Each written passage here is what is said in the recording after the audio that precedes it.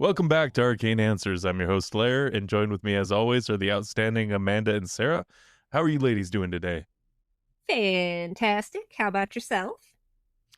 Oh, not too bad, really. I think we have some stuff to do at the end of this podcast, so stay tuned for a PSA of sorts and a little bit of accolades to a musician who sent us in some stuff. But right now, I want to know, have you ever wondered why we're fascinated by sea monsters?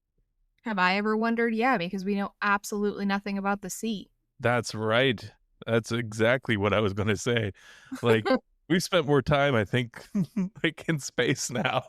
Yep. We're like, sea's the old hat. It's here. We'll get to it. We'll get to Yeah. it.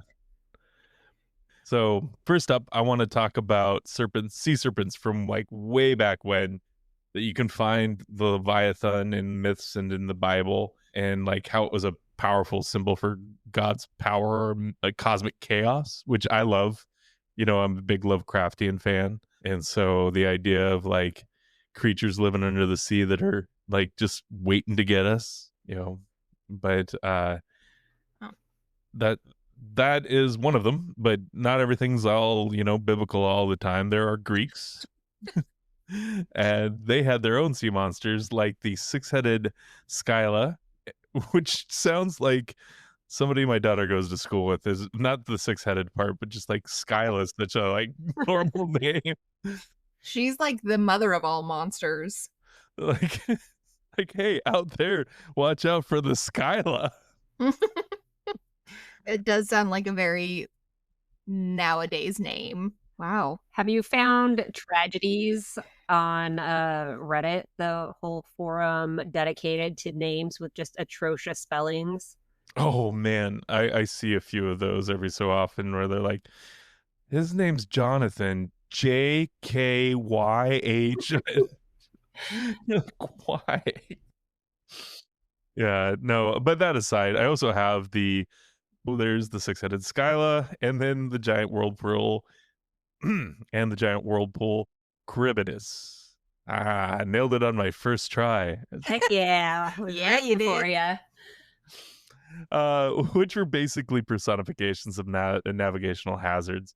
And of course, there's the sirens that lured sailors to their doom with their songs. And I'm not really sure, was there like another monster attached to the sirens, or was there just the sirens? I don't know. I didn't look too far into it. No, just the sirens. I go into it, but they have depictions of them in Greek mythology. Is very much a bird, human creature. And then as the years go on, it splits into something more akin to a mermaid. Oh, So so you not get a harpies heartbeat and thing. sirens? Yeah. Oh, harpies. That's probably what he was referring to, huh? Yeah, they're the bird ladies who are kind of Yeah. mean. You fight them a lot in World of Warcraft. Bare-chested and mean. Listen, they're not bare-chested. I'm sure they're wearing My kind a of lady. nude bodysuit. I don't know. I think they're like, for an what do they call that? Like oviparous, where they lay eggs. Like, why would they have breasts? That's very strange. Anyway, Because they're ladybirds. Okay, later. so harpies are typically they are the bird-like creatures like you're talking about, but they are associated with punishment and the underworld, whereas harpies originally looked like the bird women, and they're the ones that lure the sailors to their death. Oh wait, sirens originally looked like harpies, but then they became fishy? Yeah, harpies and sirens looked similar, and then as Oh. history progressed, the world progressed, they were turned more into, the mermaid, like we know. I'm going to skip out of the "Here There Be Dragons" bit of the cartographer's nightmares that they'd fill in the little blank spots on their map. Like, oh, here's some monsters over here, and I will let you fill those in with your harpies and everything. With the harpies and sirens. Yeah, with the harpies and sirens. But I'm going to jump back in and go to when we started exploring. So we're coming out of the biblical early Greek times and going out to the HMS Daedalus in 1848. So a crew out on the sea. It's where they saw a sea serpent for over 20 minutes. They watched it. Wow. Yeah. And then later on, scientists figured out it's probably most likely an oarfish or a sea whale. That's an SEI whale, not just a sea whale. Oh, interesting. Yeah.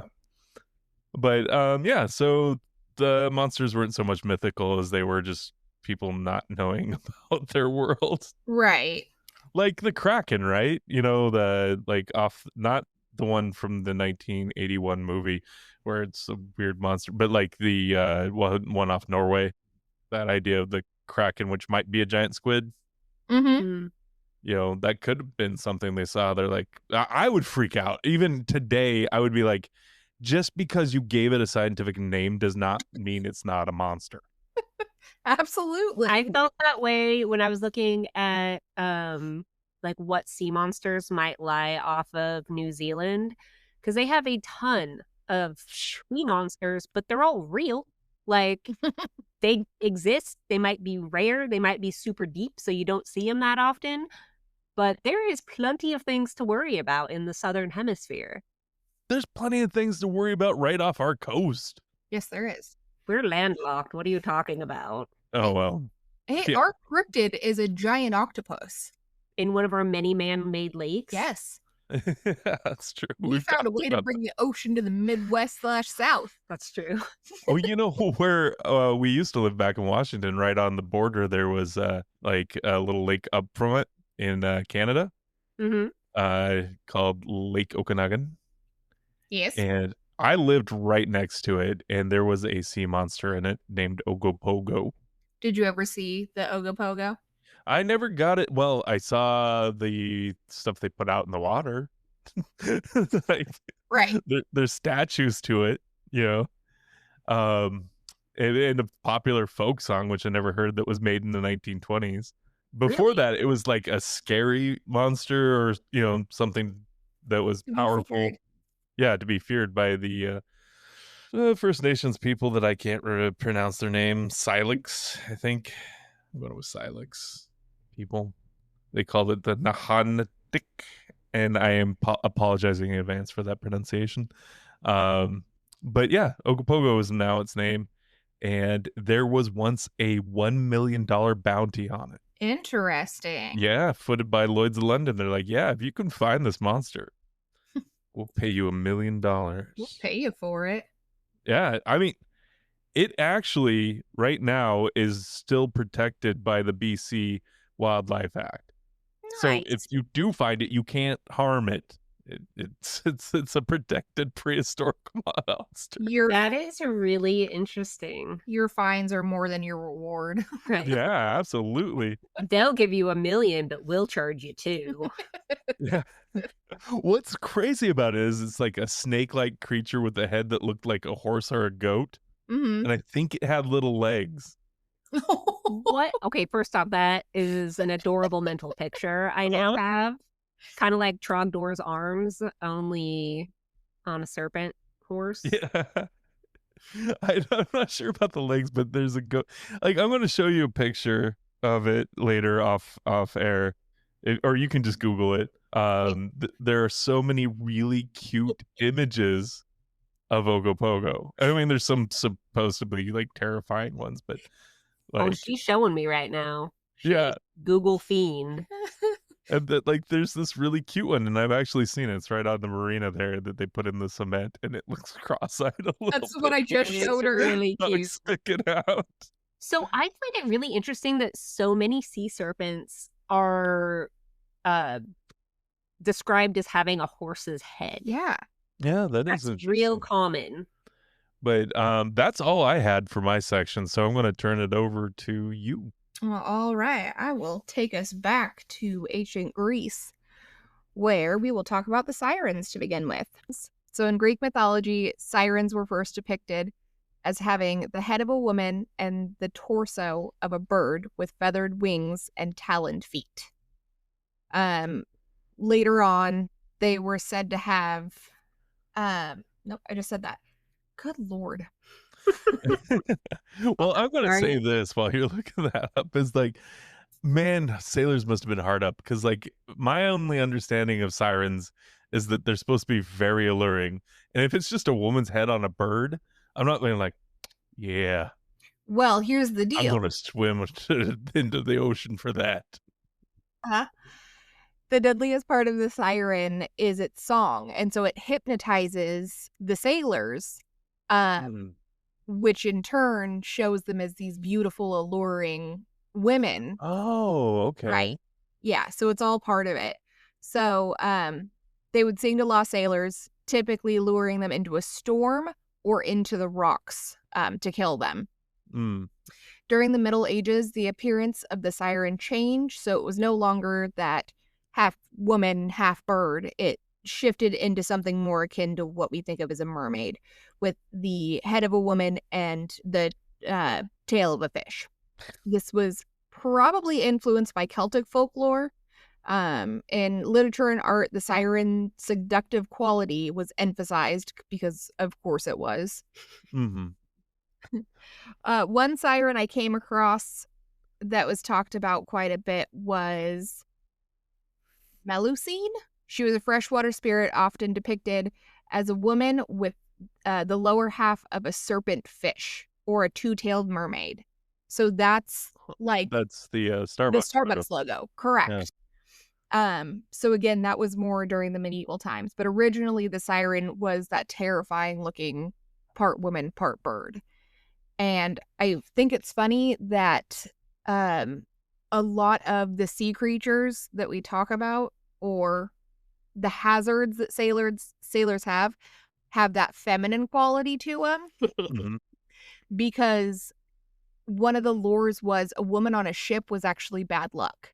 And so if you saw a woman while you were sailing, it was said to be bad luck. Because we'll wreck you. Yeah. Sure will. Well, that, and I imagine that it gets lonely at sea, and if there's only like a woman on the ship, that could be problematic. Oh, Yeah, no, absolutely. 100%. Yeah. And when you said Irish, it made me think of silkies, which Oh. are like seals that turn into humans. They are. Yeah.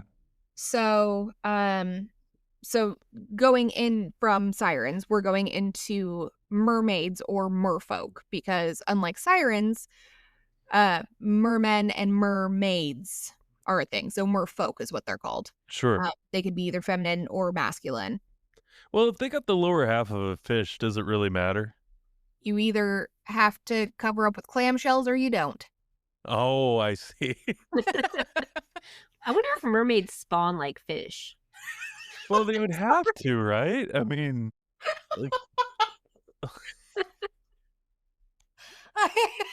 I'm sorry, I just had this visual of two fish just wildly flapping their tails, Dispersing eggs. dispersing eggs and sperm. yeah. But they're kissing like people. I don't know why that popped into my head, but My brain ran full speed ahead with that. okay. Sorry. Okay, so merfolk. Yeah, merfolk. The Randy Moore merfolk. So some lore suggests that they have elaborate underwater cities and empires in oceans, lakes, and rivers. Wait, they have empires and rivers? Must be a pretty deep river. I think you'd notice. Right? Yeah. Like, What's that? Oh, Does it town square? they built a shopping mall in the water over there. The water gets low in the river, and they're like, "Is that a whole ass house?" So they are less malicious. They kind of just live in the ocean. They want to live their life. They want to be left alone. Whereas the siren's main purpose was just to kill men. And I feel that deep in my soul. No, Sarah. That's not what we say on the internet. No, we don't say that. Just saying, I think I'm a descendant. So there's various types of merfolk found in cultures all over the world. In Slavic folklore, the Ruslaka is the spirit of a young woman who has drowned. They're said to live in rivers and will lure men to their death. So typically they died from, a broken heart, or they walked into the water to commit suicide and because of a lost love or something along those lines. So then when their spirits come back, they decide that they're going to seek revenge on men. Why? It's like it's clearly more to the story than they're like, oh man, I'm so depressed. I'm gonna go pull a Virginia Wolf and put some rocks in my pockets. Right? I don't know, man. I was left at the altar, so that's it for me. Okay. I don't know. No, that wasn't personal information. She was just. Oh, no, absolutely not. No, well, I mean, after the way you've been talking. No, for them, because we're talking Middle Ages and stuff like that. So women often were said to, kill themselves because their love lost or their love left. You know what I mean? Lovers. Yeah. Or like he died at sea. Anyways. I thought you were just giving a little peek into your inside life. No, absolutely not. Never happened. No one's dragging me to an altar. Absolutely not. I heard that, it was much like the Kill Bill scenario. It was based on your life for Ramona Clef. So they're sometimes depicted as beautiful, charming women dressed in light robes of mist, singing sweet, bewitching songs to passerbys. So again, you have that siren aspect to it where they're luring people in. You ever meet one of those like ladies who just sings in like the mall or on a street corner? I've never been attracted to them. I haven't either. Like a busker? Yeah, not even a busker, just like some crazy lady who's just like, I'm going to accompany myself and I'm just going to start singing or die wacky. Yeah, no, I've never been drawn to them either. Yeah. So yep. I don't find the appeal unless there is something that like it hits that chord and you're like, oh, that's the sexy chord. Well, hello there. So we're moving past mermaids and we'll talk about selkies. So they are mythological shapeshifters, primarily from Celtic and Norse mythology. They transform between seal and human by shedding and donning a seal skin. Silkies have very tragic stories about humans who steal their skin in order to hold them captive. So a lot of this mythology, they're very similar stories, but they're just slightly different because it was an oral tradition to pass this along. Mm-hmm. So yeah. So one of the stories tells about a young man who stumbled upon a group of selkies, who had shed their skin. He instantly fell in love with one of the beautiful selkies and stole her skin right before she stepped back into it to jump back into the water with the rest of her family. Without another option, she was forced to follow the man home. Over the years, they got married and they had many children. One day, while the husband was away, one of the children came to her with an odd-looking seal skin, which she immediately recognized as her own. So mind you, this is years and years later. They're married. For all intents and purposes, they're happy. Right. Well, some stories, some of the versions tell how she actually does fall in love with him and they have a great life and they have many kids and all of this happens, but the call of the ocean is just too strong. And right. So when her child comes to her with this skin, she immediately puts it on. And the husband, while, as he's returning to home, just in time to see her running towards the water, holding her skin. She never returns to him in her human form, but it is said that anytime the children are playing by the shoreline, a curious-looking seal can be seen bobbing off in the distance. Another ending to that story was he was a fisherman, and so after she returned to the water, his nets were never empty. So she was still providing, but she just couldn't come back to them. Oh, that's a much better version than what I thought you were going to say. It's like, he was a fisherman who humped a seal. Absolutely not. No. I was just thinking that would be a great story to tell children whose mother ran off on. Yeah. Well, have you guys seen the Song of the Sea in 2014? That sounds super familiar. It's a cartoon and it's really good. It's like there's like a trilogy of like these Irish folklore films. It's like Secret of Kells, The Wolfwalkers, and Song of the Sea.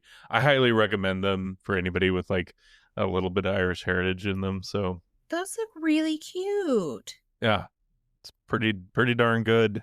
I'm gonna have to Sad too. No, I'm good. I can't do sad, Larry. It's not that sad. It's just This it's my pretty cry. much the story she just told. You know? Yeah, they're and obviously some of the stories are much more dark than this, but I'm staying on the side of happy as I'm much staying on the side of fishermen humping weird things and then like, oh, it was a mermaid that made me do it. It wasn't a sea manatee. right, because most of the sightings are manatees and beluga whales. Yeah. Because I like a stout woman with a mustache. have you seen how pronounced beluga whales like fin muscles can get? No. They look like literal legs. Oh, What? Are you... Okay. No, I will show. I'm going to send it in the group chat. Anyways, let me finish. So, obviously, there have been many mermaid sightings over the years, and actually, it's all popping up again with newer sightings because of the all the underwater volcanoes that are going off. People are claiming more sightings of mermaids. Yeah, I got sidetracked. I believe that people citing more mermaids, but like damn, looking at beluga whale legs is real weird. It is. I told you. Yeah, you're right, but I still wouldn't be seduced by it. No, but you can see why they thought oh, that is really interesting. looks like they have knees. knees. Yeah. Yeah, you can see why, people would make up stories that that stuff made sense to them. You know what I mean? I can see looking at a beluga whale and being like, that is somebody wearing a fish suit. Absolutely. Yeah, no, I could see that too. And Yeah. like, you're not fooling anybody, Charles. Get out of there. Damn it, We know those Charles. sexy legs anywhere. So I do want to leave you on one famous sighting. I'm going to take you way back in the Wayback Machine. It's Okay. January 9th, 1493. While sailing near what is now the Dominican Republic, the famous colonizer, Christopher Columbus, recorded seeing a mermaid in his journal. Actually, it was a group of 3 mermaids in his journal. He said they were, quote, not half as beautiful as they are painted. I read that and I think I rolled my eyes so hard I pulled a muscle. Again with that. Probably saw a manatee and he was like, what the hell are these guys talking about? Like, well, I mean, I suppose where all fishermen and Columbus is also a piratey sounding guy. I don't know. They do though. They all sound really piratey. I'm Christopher Columbus and I've come to colonize America.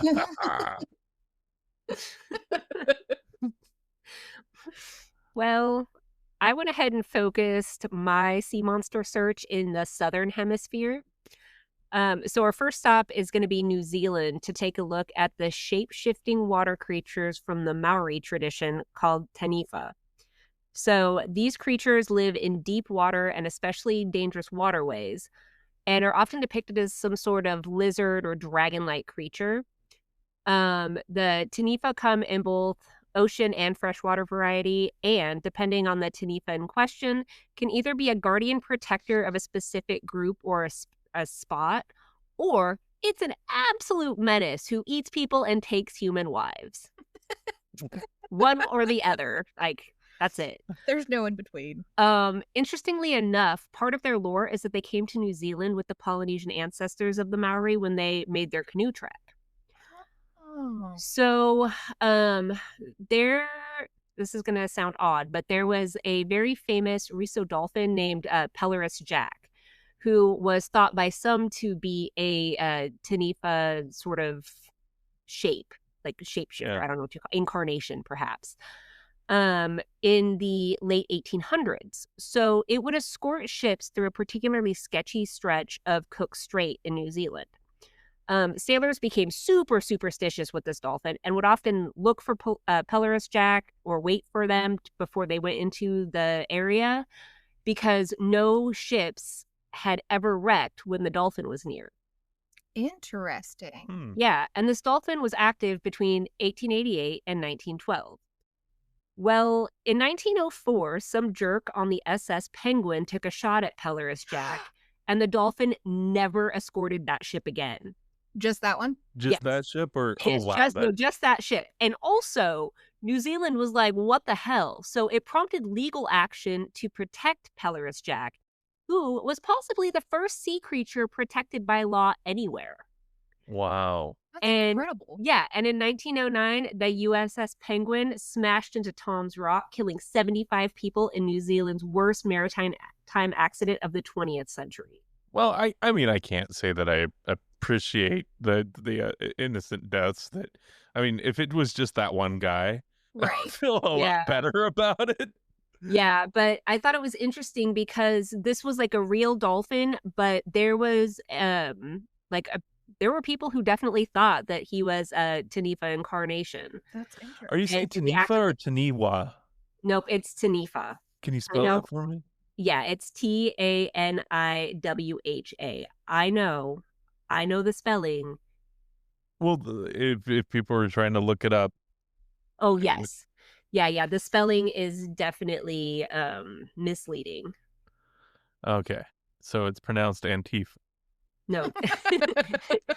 Not I quite. like this. No, they weren't anti-fascists. They were just dragons who protected things. So next stop, we head over to South Africa to take a look at the mamlambo, which is a fish, but it also is a creature that originates in Zulu mythology. So the mamlambo is a sort of river monster described as having the head of a horse, the neck of a snake, short legs on a fish's body. Sure. Hey, this is Ogopogo. Yes. It's a conundrum of things. So between January and April of 1997, South African newspapers reported sightings of a mamlambo in the Zintlava River, and a total of 9 bodies were found in the water with parts of their necks and heads eaten. Locals claimed that these injuries were caused by the mamlambo's propensity to eat faces and brains, but local authorities chalked it up to feasting crabs. Boring. Oh, those delicious face meats. Right? And then last, we're going to head over to beautiful Chile. Hold on, before we head over there, can we just talk about the fact that this one just looks like a sturgeon?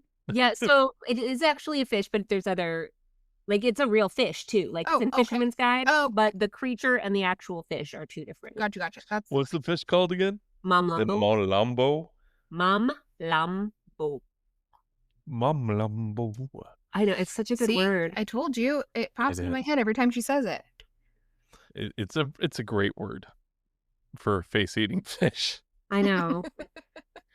Okay, so I decided to be a bit of a rebel.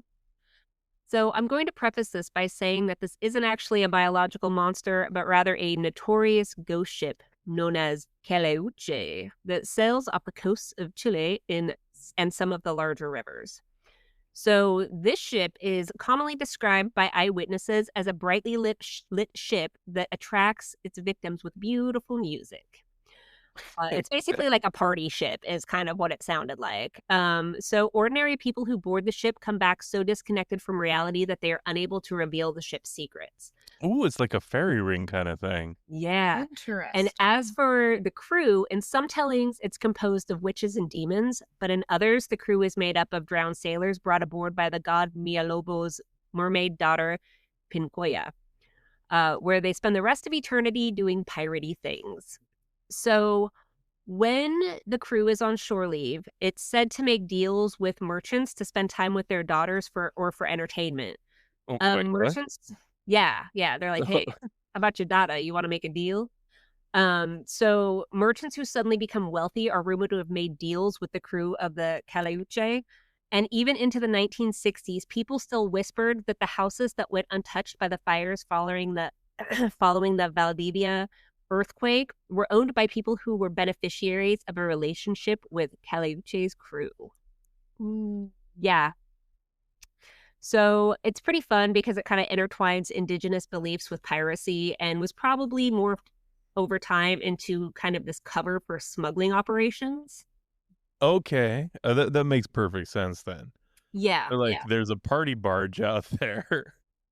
Oh, but don't go on it. You'll go crazy. Right. And well, because it's the whole thing, like I started looking into this god Mialobo. And as I got into that mythology, I'm like, wait, there's a ghost ship that his daughter's like the captain of, and it's like a party ship that picks up dead people. That's amazing. I got to talk about it. That is way cool. Yeah. I mean, I have talked about the Naglfar on here before, right? Sounds familiar.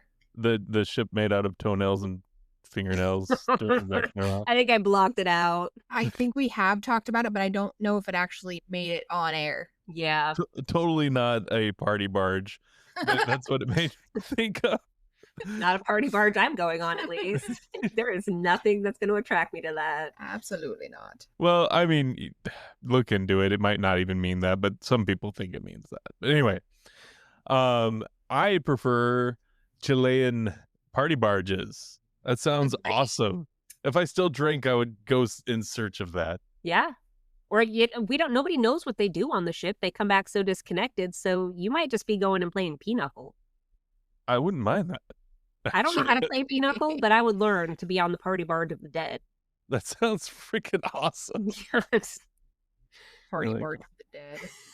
Just sitting there playing cards and be like, I once saw 3 mermaids. Not as attractive as you'd think. All right, it's your deal. Nobody's going to let that guy on the party bus Mm-mm. or the party barge. Absolutely not. He's not invited. Anyway, I think that's all we have time for today. But back to the PSA. We are not professionals. We are not anything other than just some amateur dink podcasters. Super dorks. With like a fascination for this subjects, or for these subjects. So if you write to us and you're needing help, you should probably seek something of your friends or someone professional. We did get an email and that has nothing to do with this topic, so we're not going to read it this time around, but maybe next time we do demons, we might touch on it. But if you or a loved one is suffering, there are helplines out there. But we are in no way, shape, or form professional anything. We can barely hold ourselves together. We can't even do that very well. So, yeah, if you're having, thoughts or feelings of hurting yourself or others, or trauma of any sort, like Lare said, please seek mental health help or professional help. Or spiritual help at that point. Or point. spiritual help, yeah. We love you and want you to be happy. Absolutely. Yep, and there's a mentalhealthhotline.org that you can probably go to and seek something to find that solace.